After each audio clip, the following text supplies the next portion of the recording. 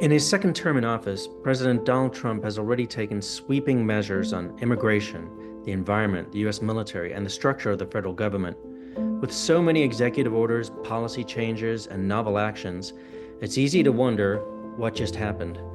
In this podcast mini-series, we hope to answer exactly that question. I'm Just Security's Co-Editor-in-Chief, Ryan Goodman. And I'm David Aaron, a former federal prosecutor with the Department of Justice National Security Division and a visiting professor at Wesleyan University.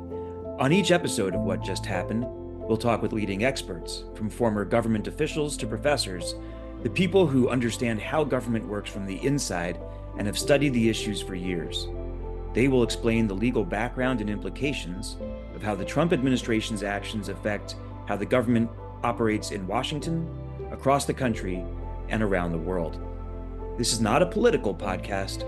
We're explaining the meaning and consequences of policy changes that may not be immediately apparent. Any opinions expressed are those of the speaker. Today, we'll focus on President Trump's potential deployment of the U.S. military. President Trump has stated that he intends to use more military resources to support border and immigration enforcement. Joining the show is Mark Nevitt. Mark is a professor at Emory University School of Law. Mark was previously a commander in the U.S. Navy, where he was a tactical aviator and a JAG officer. Mark, welcome to the show. President Trump has said he would like to deploy the U.S. military domestically to support his immigration and border enforcement agenda. So far, this seems to involve declaring a national emergency at the southern border, using the Department of Defense to seal the borders and maintain U.S. territorial integrity, sovereignty, and security, supporting DHS activities to control the southern border, and assisting law enforcement with border security. A lot of the specific wording has important legal significance. So before we look at what these directives mean and separate out legal constraints from policy decisions, what are the fundamental laws and regulations that either enable or limit the use of the military domestically? Yeah, great, David, and thanks for having me on the program. So I think of this question as exactly how you laid it out. There's sort of enabling laws and there's limitation laws or limiting laws. And so the enabling laws, I think of really three enabling laws, which include, of course, the Insurrection Act, which the president can invoke to federalize either the National Guard or the federal military forces, what your listeners may think of as Title X military forces. Second, there's the National Emergencies Act, which has been declared at the border by President Trump.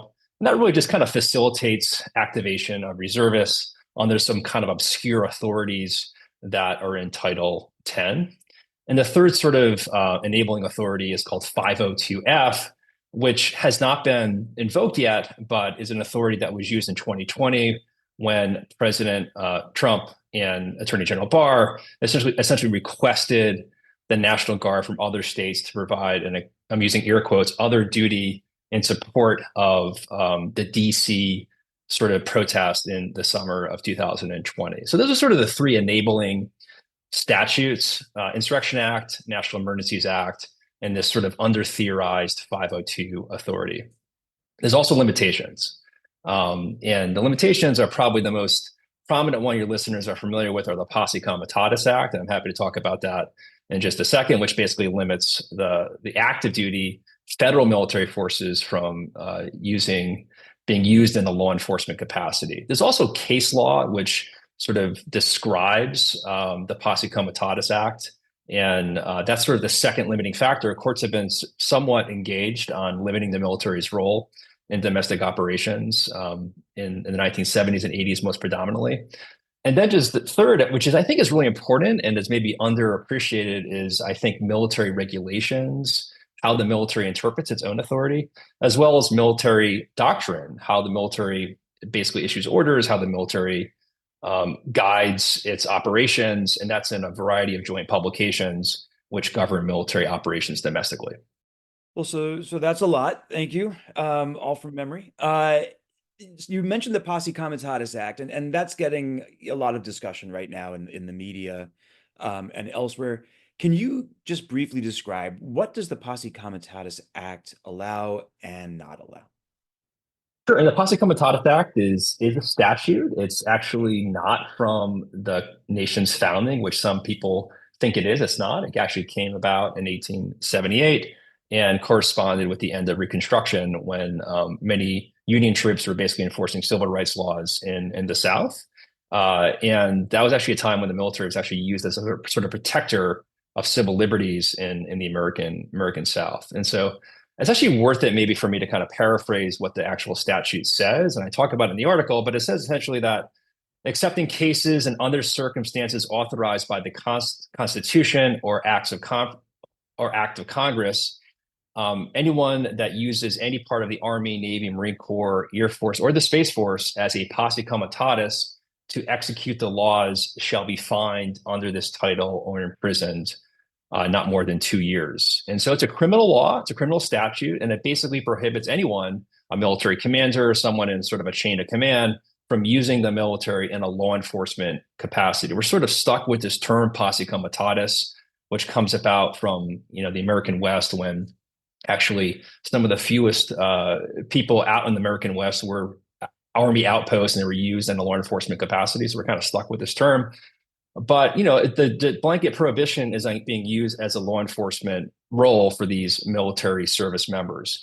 Of course, there's two exceptions, and one says an act of Congress or something that's authorized by the Constitution. So those are sort of the exceptions, David, to the posse comitatus. And the most prominent exception is probably the Insurrection Act, which is understood to be an explicit exception to the posse comitatus act. So just wanted to actually touch down on that particular point. Is one of the executive orders, the one that's titled Clarifying the Military's Role in Protecting the Territorial Integrity of the United States, is it another kind of an end run around the Posse Comitatus Act? So just exactly the way you described it, Mark, that the Posse Comitatus Act prohibits the use of military force for law enforcement, but lo and behold, one way of understanding that executive order is it says, okay, the military will be used to police the border, but as a pure-blooded military operation, not law enforcement at all. And it's kind of not where people had been looking for how the administration might try to deal with the Posse Comitatus Act. And if indeed it's a full-blown military operation, the greater power includes the lesser of arrests and detention of individuals as part of that military campaign. Is that a way to think about what might be going on inside that executive order? Yeah, you keyed on, Ryan, the same thing that I keyed on when I read the two executive orders, because there is, in fact, an executive order declaring a border emergency, a border security emergency, which has some discussion of the military's role. But the second executive order is exactly that, clarifying the military's role in protecting the territorial integrity of the United States. And I read this second executive order as being potentially a way to maximize the military's role at the border. And that's really essentially governed by what's called the military purpose doctrine, which is sort of an underappreciated doctrine that kind of raised its head around 2001 in the aftermath of September 11th, when John Yoo issued an OLC memorandum, essentially giving more authority to the military domestically in the fight against terrorism. So there's always been a little bit of sort of uncertainty between what exactly is a law enforcement function, what exactly is a sort of fighting terrorism, traditional military function. And so I read this as potentially a way for the Secretary of Defense, Secretary Hegseth, and President Trump to use the military more towards a military purpose, more towards maybe the John Yoo version of how the military would be operating at the border. And this is a legal gray area. After 2001, that OLC memo was clarified in 2008, which more circumscribed the military's role in domestic operations. But we'll see who's at the Department of Justice. There's a lot of shakeup happening right now. Who's going to be the OLC? Who's going to be writing the opinions? Who's going to be interpreting the military purpose at the border? And that's why I think that second executive order may be trying to sort of drive a truck through the military purpose doctrine. And just a quick follow-up, do you think it might therefore also dovetail with the executive order on declaring certain cartels foreign terrorist organizations? Because if they are indeed terrorist organizations, then it seems like we're closer to the John Yoo rationale of counterterrorism domestically might very well allow for the use of the military under certain conditions. I think that's right. I think Trump's reference to, I'm using air quotes, an immigrant invasion and his designation of certain cartels as a foreign terrorist organization, that just sort of further blurs the line, I think, between law enforcement and traditional military activities that sort of really define the military purpose doctrine. Big picture, I think of what is law enforcement? Law enforcement is searching, arresting, stopping, seizing, basically doing police type actions in domestically. What is sort of a military purpose? That's fighting and winning the nation's wars, right? If there's sort of an invasion in the content of what President Trump is calling, then again, I think, and he's declaring certain cartels foreign terrorist organizations, and he's using that word terrorist, which is exactly what the 2001 OLC opinion keyed on was the role of the military fighting terrorism. Again, I think it's a further blurring of the line, Ryan, between these law enforcement and traditional military activities. Can we just pivot back to the Insurrection Act? Because that might be an important mechanism that the administration uses either in the context of immigration or maybe down the line in the context of political civil unrest. So one commonly described interpretation of the Insurrection Act is that it's very open-ended. That there aren't too many constraints on the president's ability to declare an emergency under the Insurrection Act of a sort, or just to invoke the Insurrection Act, let's say. But is that right? So I guess the question to you is, and I can't think of, in a sense, of a better person to ask the question, do the terms of the Insurrection Act really read that broadly, or are they in fact narrower? And narrower in the sense that the kind of unrest or rampant criminality must rise to a different kind of a threshold. And that threshold is one in which the criminality or the like is a flat rejection of governmental power, of court orders, or is in fact an attempt to overturn governmental authority. Is that a better way of reading it, or how do you think is the best way of reading it? How do you think courts would read it if they got the opportunity to actually ever reach the merits on something like that? Yeah, this is sort of the big question in the room, and this is how my article ends, is discussion of this Insurrection Act. So this could be if an Insurrection Act is invoked, and it's important to note to your listeners that the Insurrection Act has not yet been invoked. There's a lot of thought that President Trump might actually invoke the Insurrection Act on day one. He did not do that.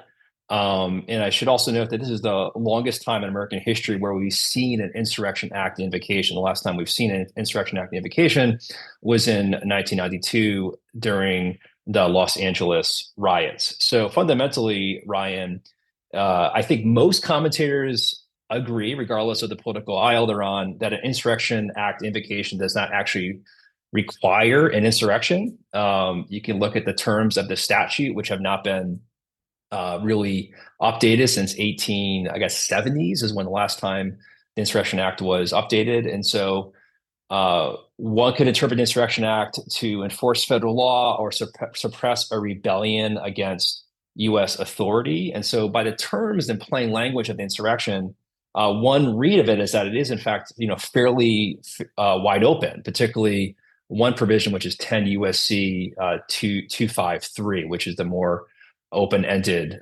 provision, which, by the way, does not require the governor of a respective state to request presidential assistance. So it's a long way of saying I think it is open-ended. Number one, Ryan, more open-ended than I am comfortable with, which I've written in Just Security previously, that we need to have Insurrection Act reform. It strikes me as completely reasonable that if we are going to have some kind of military deployment overseas, we should have a congressional role in sort of a war powers-like resolution or some kind of check on the president if he was to deploy the military domestically. That just seems to be common sense. There is some good reading and research, and I'd point you to the work of Laura Dickinson on looking at the OLC opinion. She does a really nice job in a forthcoming article in the Harvard National Security Journal, basically walking through the history of these OLC opinions. And she makes a really compelling argument that we should be viewing the Insurrection Act more narrowly than maybe making it out to be.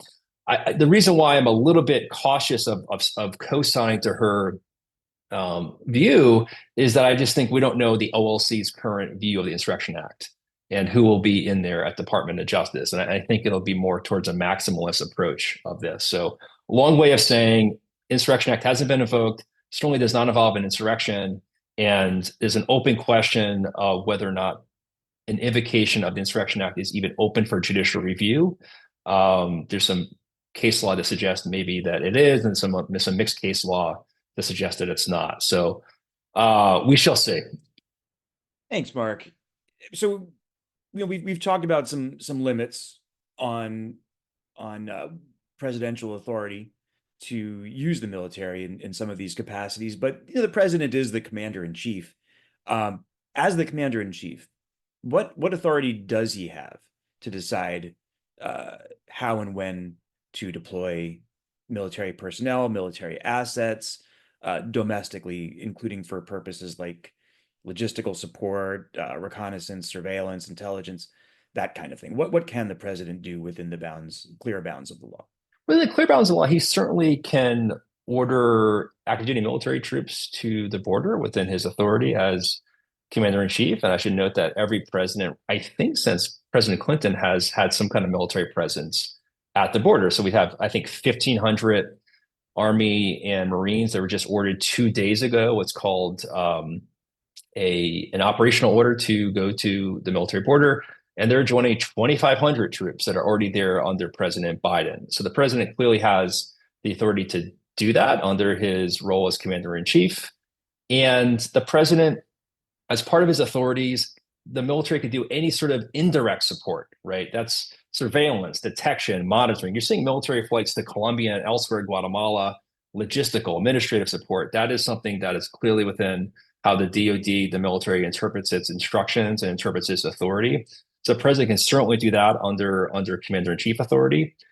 There's an other question that the executive orders get to about this notion of invasion.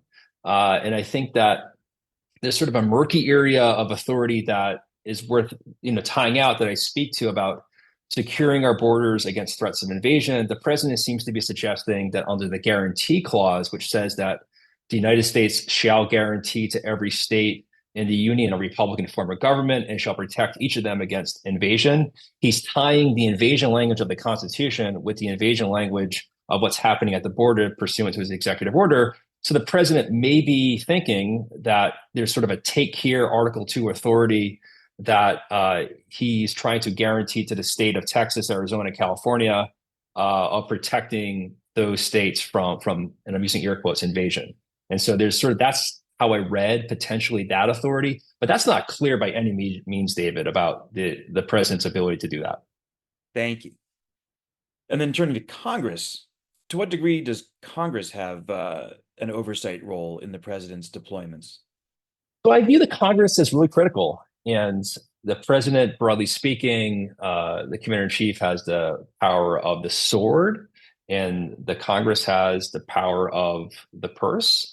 And so at some point, the president has to get fiscal authority, right? He's got some sort of recurring authority that is in place where Congress has essentially given the president sort of a $6 billion runway to basically, reprogram money from one mission to another mission. That sounds like a lot, but the U.S. military's budget is around $800-900 billion a year. And so it's less than 1% of the military's budget. So Congress, at some point, I think, has to act, David, or the troops have to go home. And I will say this, the National Defense Authorization Act and Defense Spending Bill, that's really the one act of Congress that Congress has to pass every year, right, to fund the military. And that's really, really specific in terms of what exactly are in those provisions. And so that's going to be a very interesting discussion this springtime into the summer when that bill goes before the Armed Services Committee about what Congress's role is in these military deployments. But the president certainly has a runway. How long that is, I don't know exactly, but it's certainly not indefinite. I think it's a 2025 runway. Beyond that, I would think Congress has to act. And if the end of the runway is reached and Congress has not acted and the president does not withdraw the troops, is there any precedent for that, or do we know what would happen? Right. Well, so then there would be a violation of appropriations law, a violation of fiscal law, a violation of statutes like the Anti-Deficiency Act. So I think you'd have a lot of pushback from the Pentagon about show me the authority to, continue this military operation under what fiscal authority. And so I think that's real. I think that the bean counters at the Pentagon and beyond will be looking at this very, very closely. And I don't think people are going to be too excited to be openly violating the law if there's no fiscal authority to do so. Excellent, thank you. So short of that, looking forward, is there any type of particular conduct you think people should be watching for to assess whether the military has taken on a very different role than it's previously taken on when it comes to the border or immigration? Anything that requires or operates under a different set of legal authorities? Anything people in the audience should be keeping an eye out for? Yeah, let's keep an eye on what their military is doing at the border, right? Unfortunately, the executive orders have tasked U.S. Northern Command, which is the combatant command in charge of really this main mission, to basically come up with a plan in the next 30 some odd days. That plan is going to be classified. And so what we'll know is really what's on the ground in terms of who is, what the military is actually doing on the ground. And so I would hope, David, that this would be consistent with prior military deployments under Biden, Obama, Trump, fill in the blank, at the border. But if we're seeing more of a role in immigration enforcement and more of a role in this search, arrest, seizure, then I'm starting to get more and more concerned. And so that's what I'm sort of looking for, sort of the facts on the border. I should note that I was somewhat surprised, and I think this time you have to be a little bit, find the silver lining. And so here's a silver lining for me, at least. There was no discussion of the military doing interior border security, going to Chicago, I'm in Atlanta. There was just a raid here in a church over the weekend with ICE agents. So the military is not tasked to do sort of interior law enforcement or even interior sort of support to law enforcement within the confines of sort of the interior part of the United States. So that's sort of what I'm looking for. But again, in 90 days, the Secretary of Defense has been asked to give some sort of recommendation to the president on Insurrection Act authorities. So we'll know about that in a few months. Mark, thanks again so much for helping us understand what just happened and giving us context to watch for what comes next. Mark's recent article for Just Security's What Just Happened series, Unpacking Executive Order on National Emergency at the Southern Border, is a must-read on the topics we just discussed. What Just Happened is a mini-series of the Just Security podcast. This episode was co-hosted by me, Ryan Goodman, and David Aaron. It was produced and edited by Paras Shah with help from Clara Apt. Special thanks to Mark Nevitt. You can read all of Just Security's coverage of the Trump administration, including Mark's analysis, on our website. If you enjoyed this episode, please give us a 5-star rating on Apple Podcasts or wherever you listen.